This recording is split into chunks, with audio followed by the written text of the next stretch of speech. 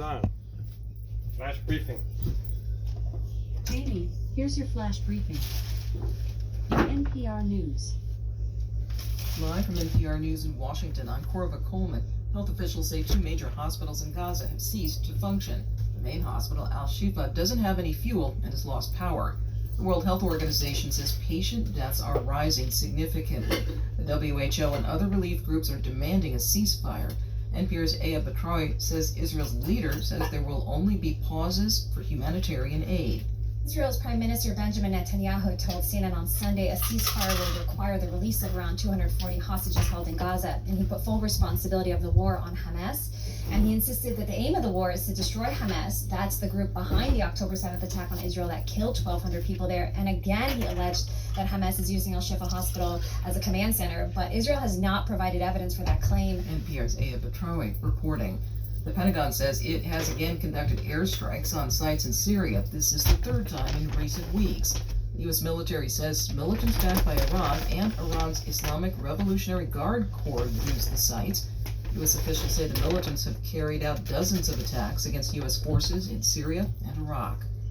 A major freeway in Los Angeles is closed indefinitely following an industrial fire over the weekend. Reporter McKenna Sievertson of LAist reports California's governor has declared a state of emergency. The I-10 freeway near downtown LA is closed in both directions, and city officials don't know when it'll be up and running again.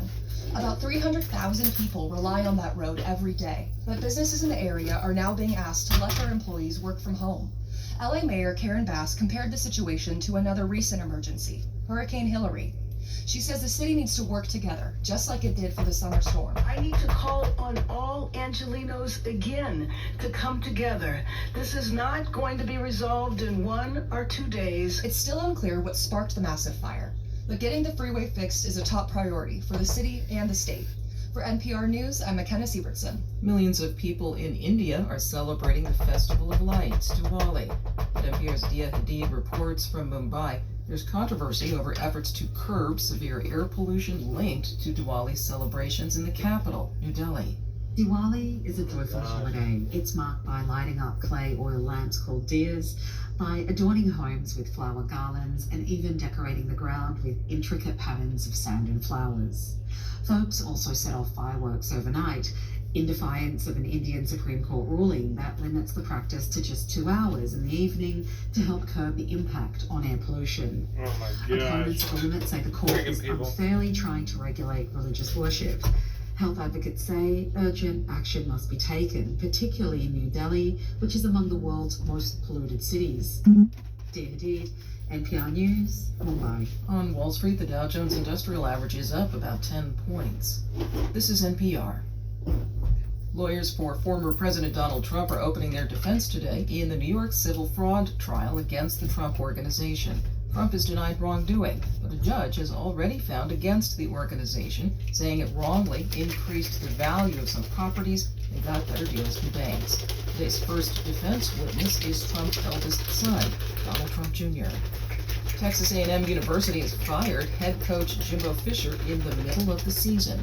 Texas Public Radio's Dan Katz reports Fisher's $77.5 million contract buyout is the highest in college football history. Texas A&M's athletic director Ross Bjork called the buyout monumental and something that will have consequences, but said that it had to be done because the team has been underperforming despite its elite fundraising, recruiting, and facilities. Our program is stuck in neutral.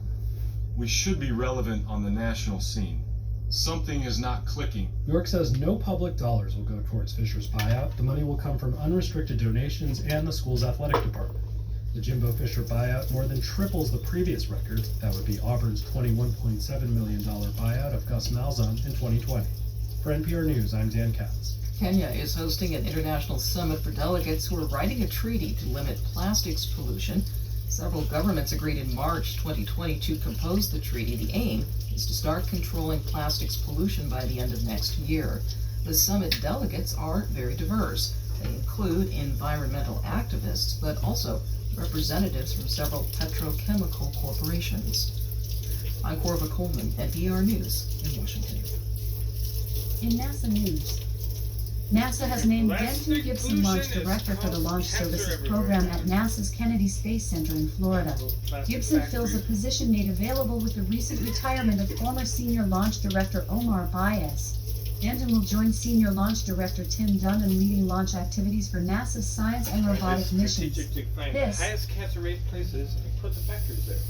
Students from the Creative Learning Academy in Pensacola, Florida, will have an opportunity this week to hear from a NASA astronaut aboard the International Space Station. The Space to Earth call will air live at 9:30 a.m. EST, Wednesday, November 15th. Watch the NASA Plus streaming service at no cost on demand. The briefing also will air live. Rovers and orbiters will continue collecting limited data during a 2-week communications pause due to the position of Earth, the Sun, and the Red Planet.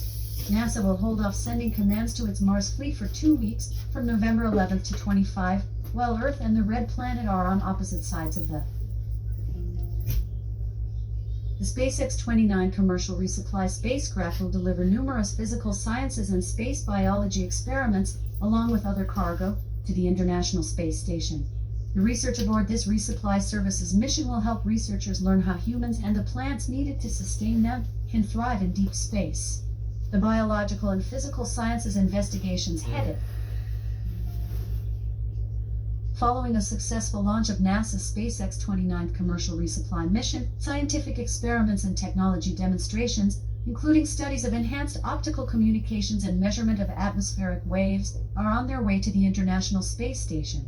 SpaceX's uncrewed Dragon resupply spacecraft, carrying about 6,500 pounds of cargo to the orbiting laboratory, launched on the company's in weather. Currently, in Rain. Seattle it's 48 degrees Fahrenheit with cloudy skies. And some Today, rain. you can expect clouds and showers, with a high of There 53 you go. degrees and a low Alright, of 35 Amazon. degrees. Off. Amazon. That was a joke. How do you send soda pop to an astronaut? With a bottle rocket. Bottle rocket. Ooh, fun. All right, everyone. Have a wonderful week.